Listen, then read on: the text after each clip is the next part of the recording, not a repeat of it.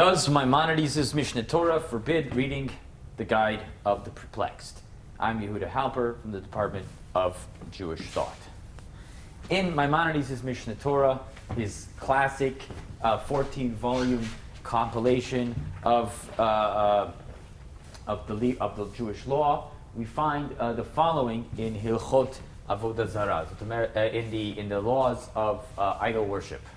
Maimonides says as follows: idol worshippers have compiled many books about idol worship. The Holy One, blessed be He, has commanded us not to read those books at all, not to think about idol worship, not even about one of its details. It is not only idol worship that is forbidden to turn after in thought, but regarding any thought that causes man to uproot one of the roots of the Torah, we are cautioned not to raise it to our hearts. That is, not to think about it, not to direct our intellect toward it, not to think about it, and not to be pulled after the murmurs of the heart. For man's intellect is short, and not all intellects can grasp the truth in its essence.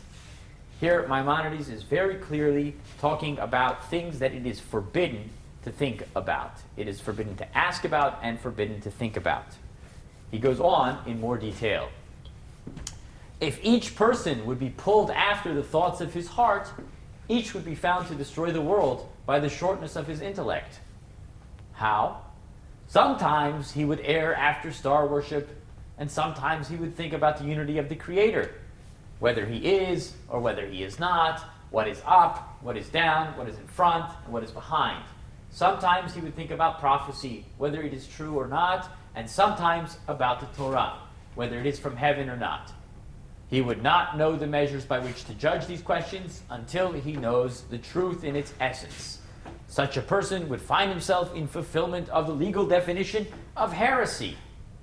The Torah warns against this when it says, so that you do not follow your heart and eyes in your lustful urge. This is to say, every one of you ought not be pulled after his short intellect and imagine that his thought grasps the truth. These are questions that it is forbidden to ask, according to Maimonides in the Mishne Torah. These questions are boiled down essentially to 6 questions, if we look at them, what he says around here. The questions are, is God one? When he says the unity of the Creator. Does God exist? Whether he is one, or whether he is not. What is up, what is down, what is in front, and what is behind. Is prophecy true? Is the Torah from heaven? And number 6, is idol worship true? These are questions that it is forbidden to ask with any kind of seriousness, according to Maimonides explicitly in the laws of idol worship in the Mishne Torah, the compilation of the law. Further, he goes on in the laws of heresy to describe people who are heretics. This is not people who ask questions, but people who have answers. So someone who says there's no God, and God is not all-powerful. Someone who says that there's no prophecy, and there's no prophecy of Moses. That all of these are questions that if somebody answers wrongly, then he is a heretic. So asking these questions is forbidden, according to Maimonides, because it can lead somebody towards coming up with answers that are heretical. What about the laws of the foundations of the Torah? Right, these questions are, to a certain extent, quite philosophical. How does one do philosophy without asking such questions? One might also ask, well, everybody knows that the beginning of the Mishne Torah, Maimonides opens with ideas that are taken from Aristotle. God as the unmoved mover, God as the one who grants existence to all existing things, these notions of the spheres, all of these are notions taken from Aristotle. How does one study Aristotle without asking open philosophical questions? How does one even look at Aristotle without asking the types of 6 questions that Maimonides has already forbidden? Well, in fact, Maimonides recommends not asking questions here. Right? He starts off, the foundation of the foundations and the pillar of wisdoms is to know that there is a first existent, and that he grants existence to every existent. Knowledge of this is a positive commandment. To know this is a positive commandment. As it says, I am the Lord your God. You can't ask if God exists. It's a commandment to know it. Which commandment is it? I am the Lord your God. That is to say, the first of the 10 commandments is to know that God exists. Anyone who raises to his thoughts, he goes on later, that there exists another God besides him, transgresses a negative commandment. As it says, you shall have no other gods before me, which is the second of the 10 commandments. So asking these questions, asking a question about God's existence and raising the, or whether idol worship could be true, those are transgressions. Just the very asking about, those are transgressions of the 6 questions that Maimonides said is forbidden for a person to ask. So how does one study philosophy then, according to Maimonides? Well, in his Laws of Talmud Torah, he describes the study that a person should be undertaking as follows. One is required to divide his study into three parts. 1/3 directed to the written Torah, 1/3 directed to the oral Torah, and 1/3 to understanding and contemplating the end of a thing from its beginning, to inferring one thing from another, to likening one thing to another, and to discussing the mores that the Torah treats, so as to know what the root of the mores is, and how to derive the permitted and the forbidden, and the like from among the things learned from tradition. And this matter is what is called Talmud. One contemplates with his intellect so as to understand one thing from another, and the matters that are called pardes are included in the Talmud. So the reasoning that we might associate with philosophical reasoning, inferences, comparisons, mores, thinking about these things, this is all what he calls Talmud. What we would call Talmud, interpreting the Mishnah, it seems to be up here with the oral Torah in 1/3. So 1/3 of your time should be spent studying Torah, the written Torah, 1/3 oral Torah, Mishnah, Talmud, and 1/3 inferences, thoughts, understanding, figuring out perhaps how God is connected to these things. This is also connected to the Pardes, which is, according to Maimonides, the first 4 chapters of the laws of the foundations of the Torah. He also calls the Pardes. So thinking about the Pardes, the philosophical topics, is somehow included in the Talmud. But you can see also that here there's no room for questioning. It's about inferences, it's about conclusions, it's about arriving at the right results, and he does not apparently leave room for questions. Okay, well that's all well and good.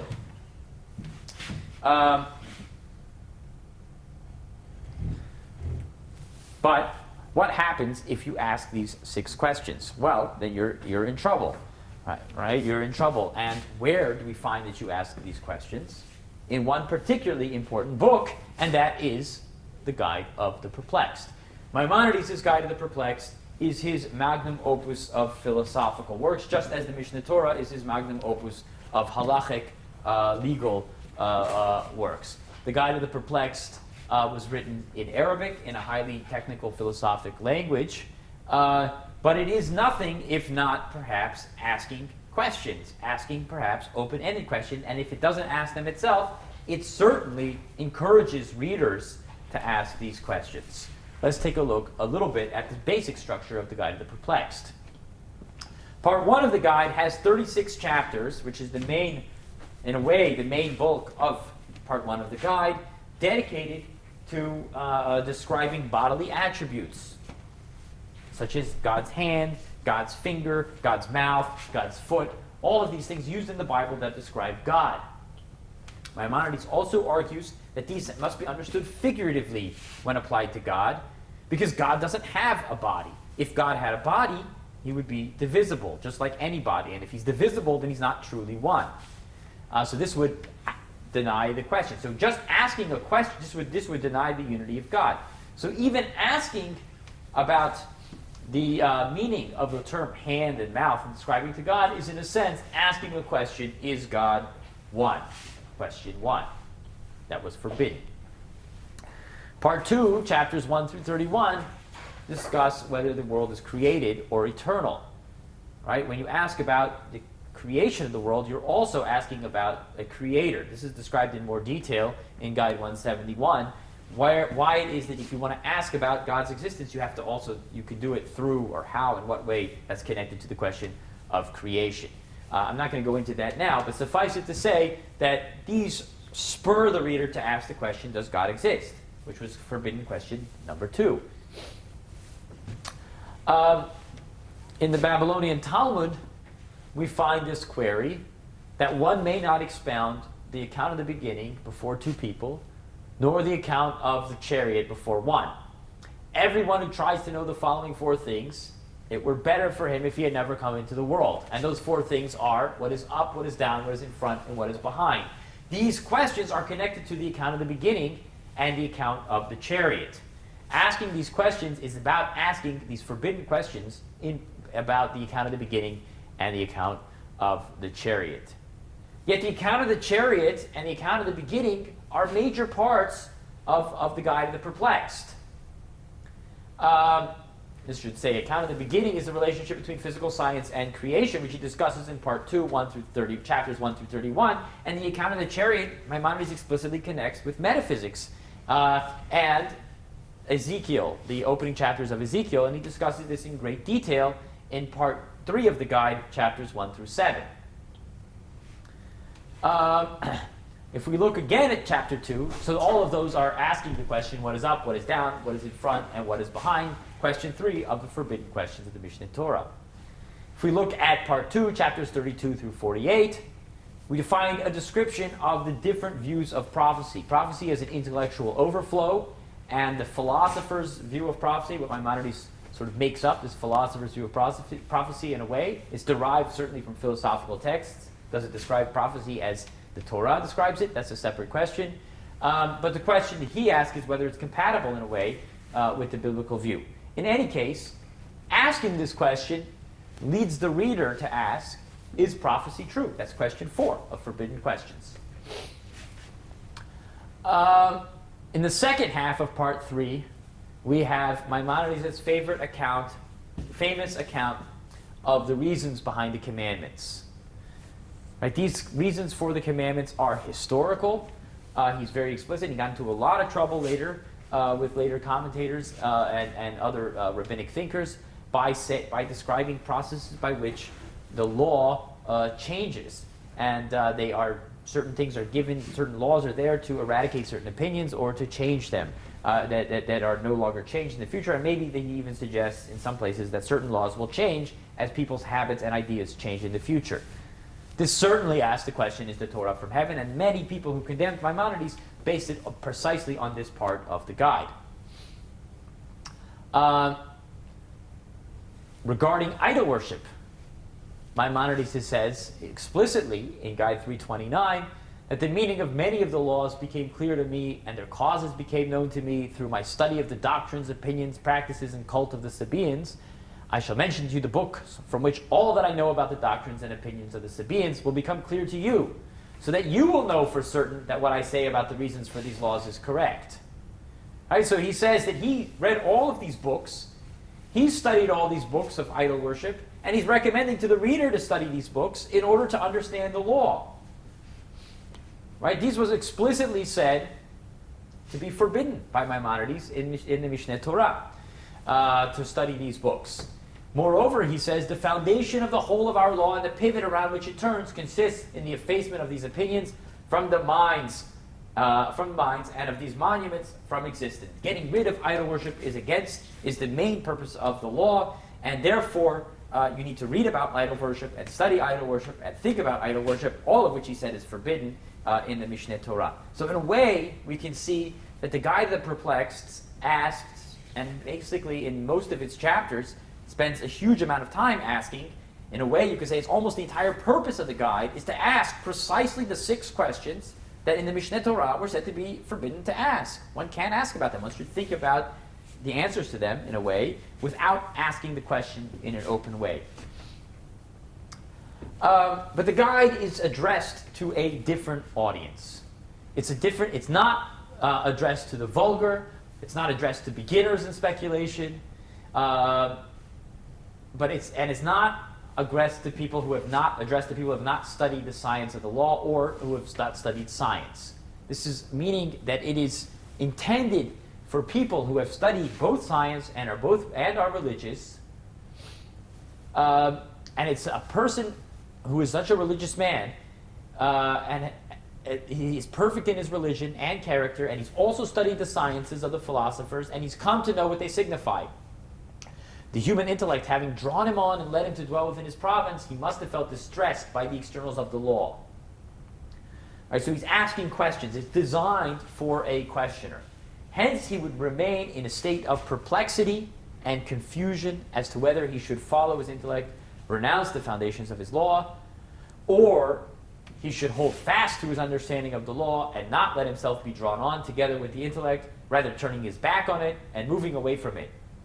He would not cease to suffer heartache and great perplexity. What kind of perplexity are we talking about here? We're talking about a student who has studied both the law and science and has trouble reconciling them. Precisely the student who is asking the questions of the Mishne Torah. And this tells us a lot about the audience for the Guide of the Perplexed. If asking these questions is forbidden according to the Mishne Torah, and the Guide of the Perplexed is addressed to people who ask those questions, well, then we know that it's to a certain extent addressed to people who are already in some kind of violation of the law. The perplexity that they're in is it's somehow in violation of the halakha, but they've already done it. They've already asked these questions. They're already asking these questions. They're already into the path. And we don't find that they have a punishment in the Mishne Torah for asking such questions. But what we do find is that they have a book, a philosophical book that they can engage with and they can study, and they can use that to address these questions and to address the perplexity that these questions arise. That, of course, is the Guide of the Perplexed. This here is a snapshot of a paper in which I argue in more detail about this and compare it with Plato, which can be found at the following links. Thank you very much.